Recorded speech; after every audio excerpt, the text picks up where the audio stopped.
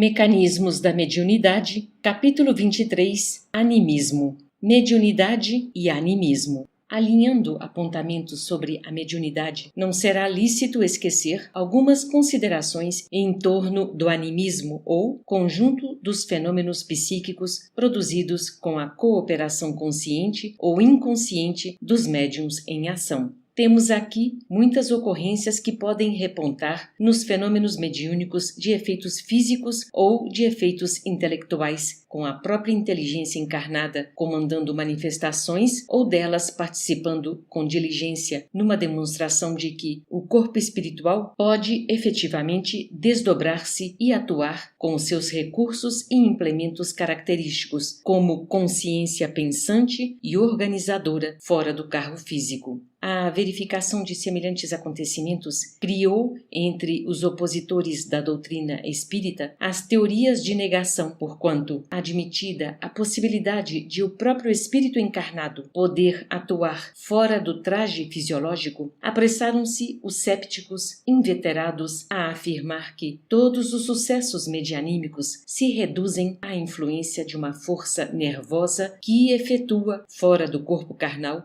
determinadas ações mecânicas e plásticas, configurando ainda alucinações de variada espécie. Todavia, os estardalhaços e pavores levantados por esses argumentos indébitos, arredando para longe o otimismo e a esperança de tantas criaturas que começam confiantemente a iniciação nos serviços da mediunidade, não apresentam qualquer significado substancial, porque é forçoso ponderar que os espíritos desencarnados e encarnados não se filiam a raças antagônicas que se devam reencontrar em condições miraculosas.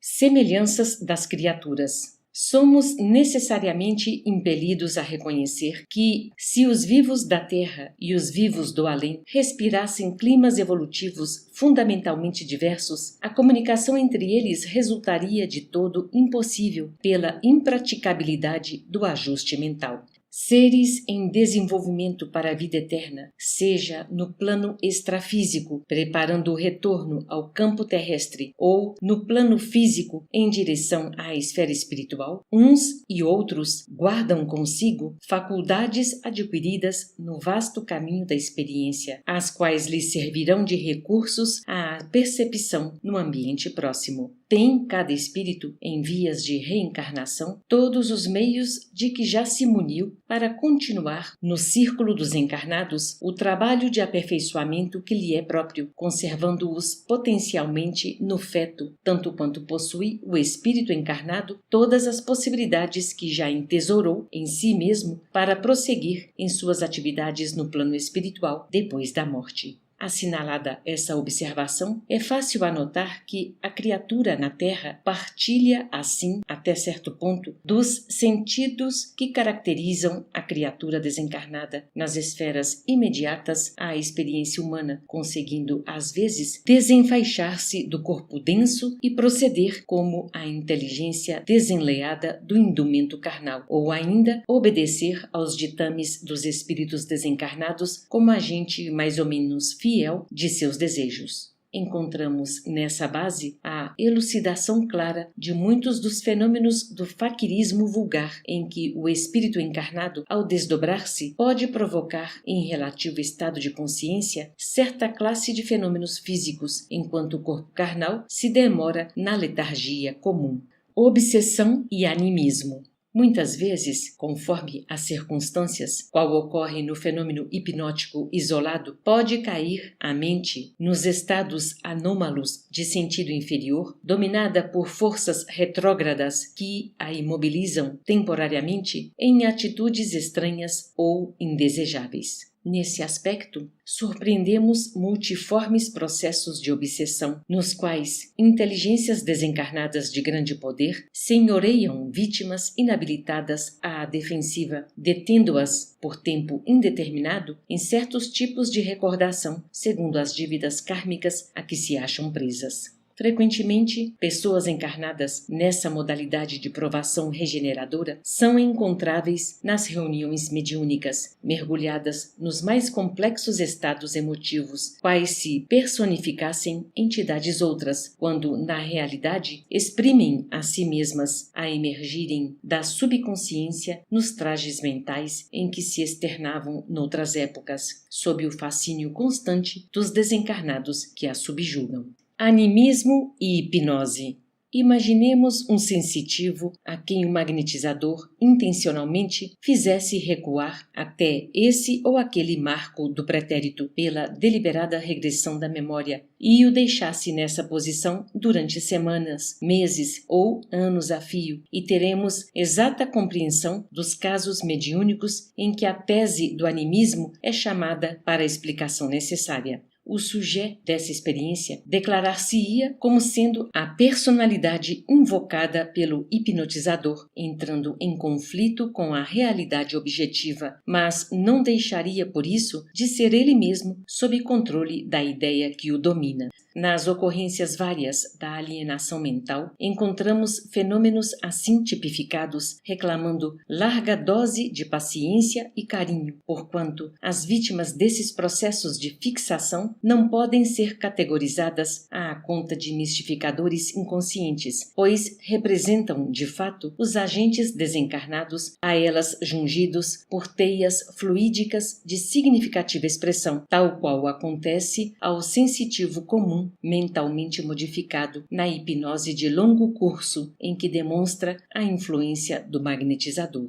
Desobsessão e animismo. Nenhuma justificativa existe para qualquer recusa no trato generoso de personalidades medianímicas provisoriamente estacionadas em semelhantes provações, de vez que são, em si próprias, espíritos sofredores ou conturbados quanto quaisquer outros que se manifestem exigindo esclarecimento e socorro. O amparo espontâneo e o auxílio genuinamente fraterno lhes reajustarão as ondas mentais, concurso esse que se estenderá inevitável aos companheiros do pretérito que lhes assediem o pensamento, operando a reconstituição de caminhos retos para os sensitivos corporificados na terra, tão importantes e tão nobres em sua estrutura quanto aqueles que os doutrinadores encarnados se propõem traçar para os amigos desencarnados menos felizes. Aliás, é preciso destacar que o esforço da escola, seja ela o recinto consagrado à instrução primária ou a instituto corretivo, funciona como recurso renovador da mente, equilibrando-lhe as oscilações para níveis superiores. Não há novidade alguma no impositivo da acolhida magnânima aos obsessos dessa natureza, hipnotizados por forças que os comandam espiritualmente à distância. Animismo e criminalidade. Os manicômios e as penitenciárias estão repletos de irmãos nossos obsidiados que, alcançando o ponto específico de suas recapitulações do pretérito culposo, à falta de providências reeducativas, nada mais puderam fazer que recair na loucura ou no crime, porque, em verdade, a alienação e a delinquência, na maioria das vezes, expressam a queda mental do espírito em reminiscências de lutas pregressas, à semelhança do aluno que, voltando à lição com recursos deficitários, incorre lamentavelmente nos mesmos erros. O ressurgimento de certas situações e a volta de marcadas criaturas ao nosso campo de atividade do ponto de vista da reencarnação funcionam em nossa vida íntima como reflexos condicionados, comprovando-nos a capacidade de superação de nossa inferioridade antigamente positivada.